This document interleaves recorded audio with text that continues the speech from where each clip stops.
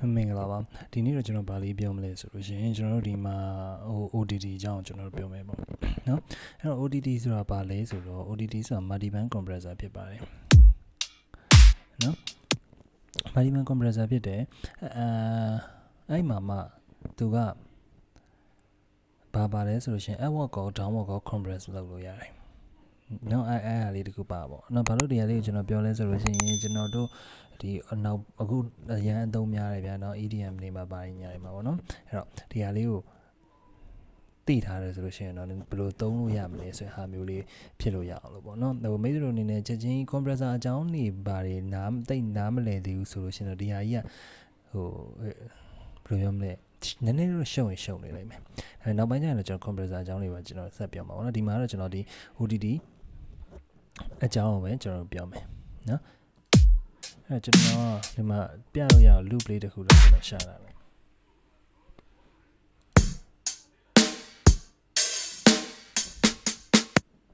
ဒါပဲထားလိုက်ပါတော့နော်ဒါလေးကျွန်တော်ယူလာလိုက်ပါsorry ပါ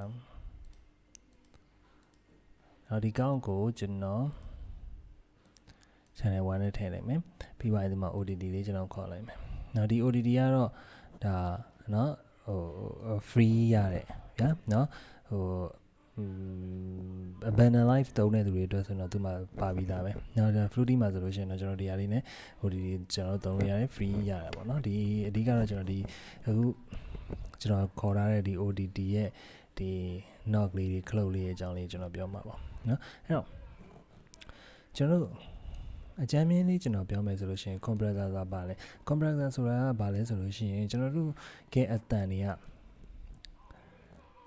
ကျယ်ဝါးတယ်ပေါ့နော်ကျွန်တော်သတ်မှတ်ထားတဲ့ level တစ်ခုထက်ပေါ့နော် threshold လို့ခေါ်မှာပေါ့နော်အဲ့ဟာထက်ကိုကျယ်ဝါးတယ်ဆိုလို့ရှိရင် तू က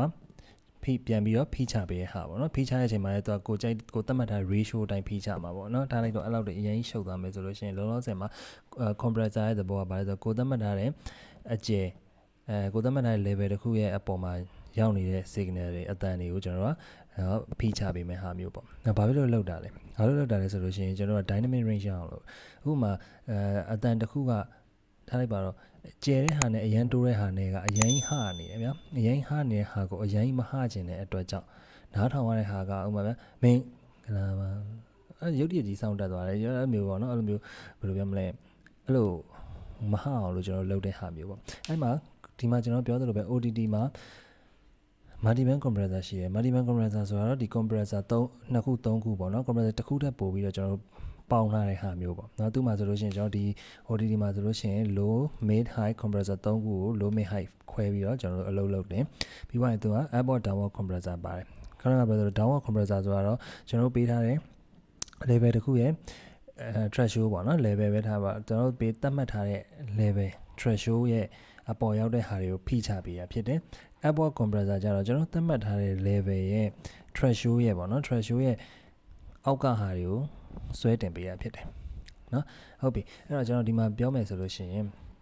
ဒီမှာရှိတဲ့ depth ကပါတယ်ဆိုတော့ dry web ပဲနော် dry web ဖြစ်တယ်ဒီကောင်ကိုကျွန်တော်အခုပိတ်ထားလိုက်မယ်အတန်လေးနဲ့တိုးထားလိုက်မယ်ပိတ်ထားရဆိုလို့ရှိရင်ဒီမှာဒီတော့ဟို0ထားတဲ့ depth ကိုအဲ့ဆိုရင်တော့ကျွန်တော်ကဒီအတန်ကဘာမှဒီ OTT ရဲ့ effect OTT အတန်မပါဘူးပေါ့နော်ဒီ compressor multi-band compressor ရဲ့အတန်မပါဘူးနော်အဲ့အောင်မှကျယ်ကြည့်မယ်လို့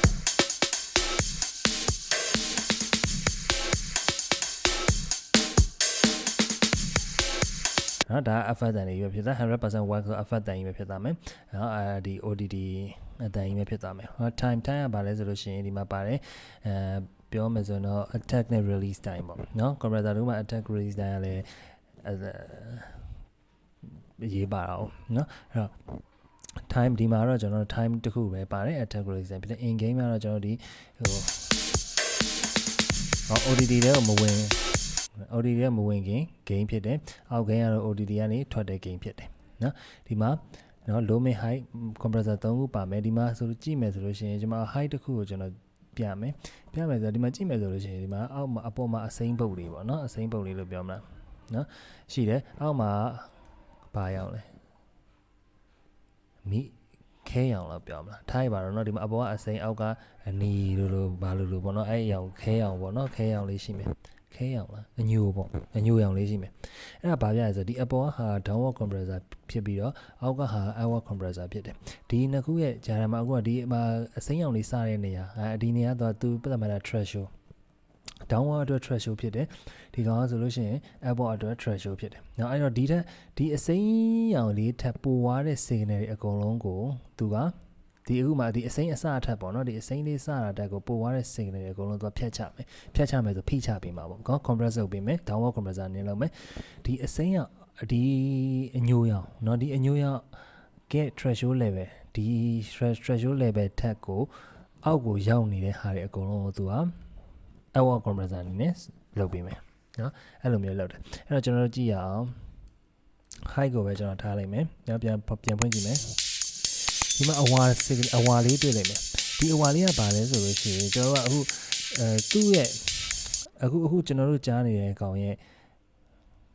ဘာမှ compressor မပါတဲ့ original ထွက်လာတဲ့အတန် level ပေါ့နော်အဲ့တော့မိတ်ဆွေကြည့်မယ်ဆိုတော့ဒီကောင်ဒီအဝါလေးကမှာအစိမ်းကိုကြော်သွားပြီနော်ဒီအစိမ်းကိုကြော်သွားတဲ့အတွက်ကြောင့်ဒီအစိမ်းရဲ့ compressor နဲ့လုတ်ပြီးတော့ကျွန်တော်ဒီမှာ threshold အောက်မှာပဲသူကရှိနေတယ်နော်အဲ့တော့ threshold အောက်က downward compressor ရဲ့အဲ့တော့အမောက်ဘယ်လိုပြန်ထိမလဲဆိုရင်ဒီမှာเนาะဒီမှာရှိရင် downward ကို percentage နဲ့ပြန်ထိမယ်။နောက်ဥပမာကျွန်တော် short ချလိုက်မယ်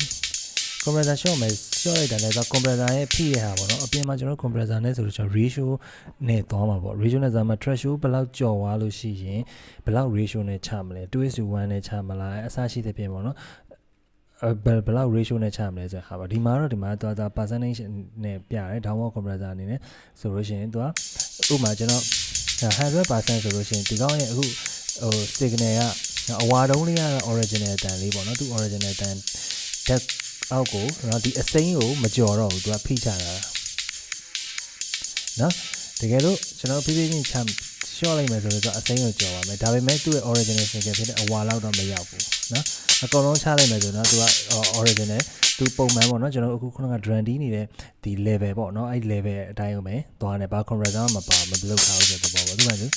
နော်ဘာပဲလုပ်ဒီအတန်တိုင်းပဲရောက်နော်ဒီအခုအဝါလုံးလေးကကျွန်တော်ခုနကပြောအဝါလုံးလေးကဒါအခုကျွန်တော်တို့ရဲ့တီးနေတဲ့အခု drum D နေတဲ့သူ့ level တခုပေါ့အဲ့အဝါလုံးလေးကအောက်ကိုရောက်သွားမယ်ဆိုလို့ရှိရင်သူကဆွဲတင်လိုက်မယ်ဒီမှာအဝါလေးကဒီလောက်ပါပဲရှိတယ်ဒါပေမဲ့ဒီကောင်ကဆွဲတင်တဲ့အတွက်ကြောင့် headphone လေးပါလေးတက်မယ်ဆိုရင်တော့နည်းနည်းလေးတော့ view ဆိုင်ပြီပေါ့နော်နားပြဿနာလေးရှိမှာဆိုလို့နားတွေပါအရင်ဆိုတော့နော်ဒီမှာဆွဲတင်ပေးတယ်ဒီမှာအဝါတလောက်လောက်ပဲဆိုကျွန်တော်ဒီမှာနော်ဒီအညူရောင်နဲ့ရောက်သွားတဲ့အတွက်ကြောင့်ဒီကောင်နော်အဝါအနေနဲ့ဆွဲတင်ပေးတယ်ဒီ၃ခုလုံးလည်းအဲ့လိုပဲနော်ဒီအောက်က2ခုလုံးကအဲ့လိုပဲသွားတာပဲနော်အဲ့တော့ကျွန်တော်ရင်းရှည်သွားမှာဆိုတဲ့အတွက်ကြောင့်မပြတော့ဘူးနော်အကြမ်းမြင့်ပြန်ချုပ်မယ်ဆိုလို့ရှိရင်တော့ဒီကောင်က downward compressor အတွက်ကို threshold ဖြစ်ပါတယ်ဒီကောင် upward compressor အတွက်ကို threshold ဖြစ်ပါတယ်နော်ဒီအပေါ်ရောက်လာလို့ရှင်မိတ်ဆွေရဲ့ original signal level ကဒီလောက်ဒီအစိမ်းပေါ်ရောက်လာလို့ရှင်သူက downward အနေနဲ့ဖိချပြီးတော့ဒီအောက်မှာရှိနေမယ်ဆိုရင် upward အနေနဲ့ကိုလိုချင်သလိုဆွဲတင်ပြီးလို့ရမှာဖြစ်ပါတယ်ခင်ဗျဒါတော့ OTT ပါ